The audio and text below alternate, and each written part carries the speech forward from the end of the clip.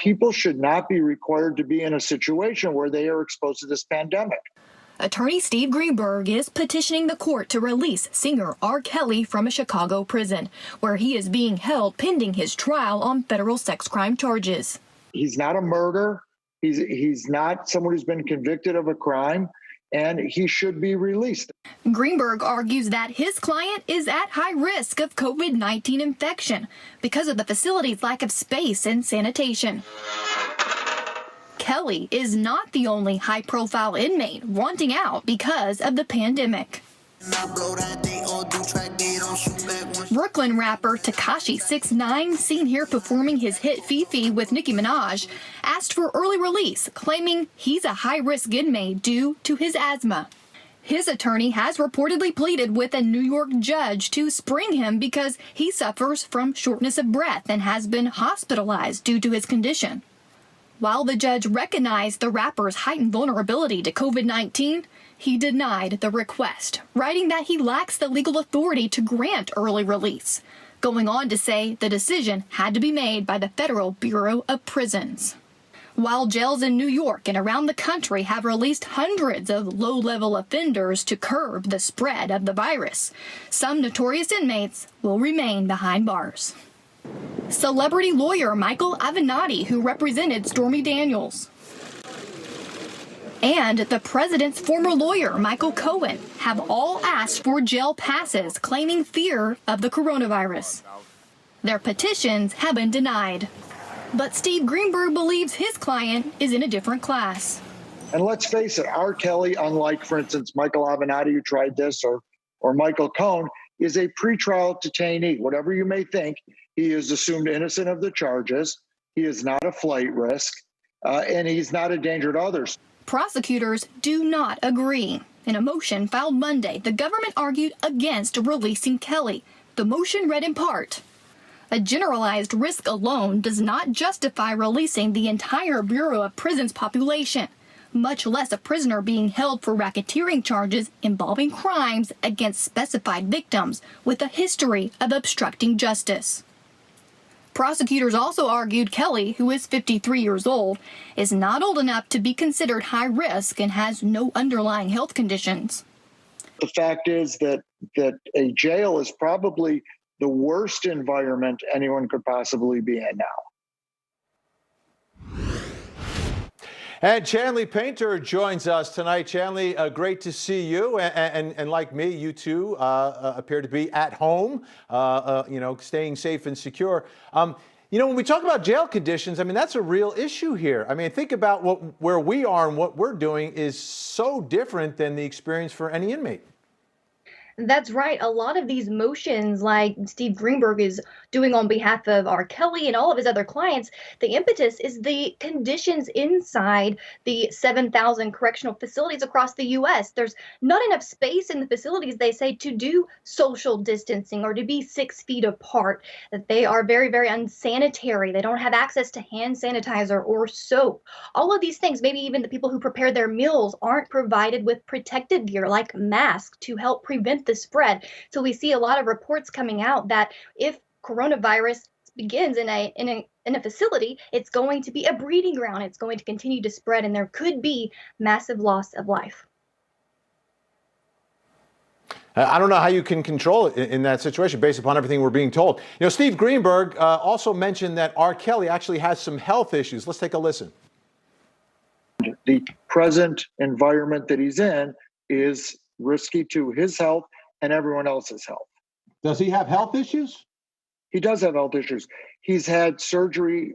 He had a hernia surgery while he was in jail. He has high blood pressure. He has a slipped disc that he's dealing with. But no, he doesn't have asthma, which places him in a higher risk than most people. But he's 53 years old, and he's in a jail environment. I don't think that someone who is in jail, who is charged with a nonviolent, and I'm talking serious violence, a nonviolent felony, should be held in jail. They should make an accommodation that through today's technology, all of these people can be released and can be monitored on an electronic monitoring bracelet, and they should all be released. These are strange times. These are unprecedented times, and they call for unique solutions. Chanley, as I listen to Steve Greenberg, it doesn't sound like R. Kelly has the most serious health conditions necessarily here.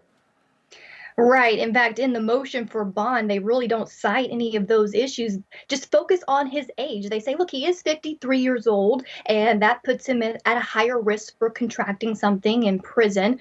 And of course, the prosecution is opposing that, saying, no, his age isn't a factor here. There has yet to be a ruling from a judge whether or not they will grant his early release pending trial. Now, the other part with R. Kelly is he has a bunch of trials. You're talking about trials in federal court in Illinois, federal court in New York, state court in Illinois. There are a lot of cases that we're tracking involving R. Kelly, and I'm wondering, he's a little different though because he hasn't been convicted of anything like some of these other celebrities. Right, and that's what Steve Greenberg was saying. He's in a different class as some of the other celebrities because he is presumed innocent until proven guilty. That has yet to be seen. He is being held, according to Greenberg, on nonviolent offenses. He can be released under conditions that make him safe to be around. And so he says he's separate, even though he may not have those high-risk health issues that other prisoners may have that may give them an early release. He still has this, that he's pretrial in a nonviolent offense. And in a lot of other jurisdictions, courts and counties and jails are releasing those being held on nonviolent offenses. Let's take a listen to a member of the Justice Collaborative who's talking about what those conditions are and what the specific, possible means that they could catch this virus and why they are more at risk than folks like you and I. Let's take a listen. Very, very unsanitary. There's no access to hand sanitizer, which is actually considered contraband at most facilities. And in many places, there's not even access to soap. I've been hearing from people inside prisons and jails who talk about going to the bathroom where there's, 8 sinks shared by 50 people. Normally, each sink has a bar of soap that's also shared with 50 other people. And now even the bars of soap are gone. We're hearing about conditions where people don't have the liberty to choose to physically distance themselves. They are in a cell with 2 or 3 other people, less than arm's length apart, or being forced to share a dining table with 4 other people served by dining workers who don't have access to masks or other types of protective equipment, let alone the lack of medical infrastructure in these facilities. After all, there are very, very limited ICU beds and limited ventilators in the free world, but those limitations are even more extreme inside locked facilities where medical resources are historically and notoriously subpar. And Chanley, these conditions that we're talking about apply not just to the celebrities, but they apply to everyone. So if celebrities start getting out, I have to think that could be a huge problem and a ton of pressure to release almost anyone.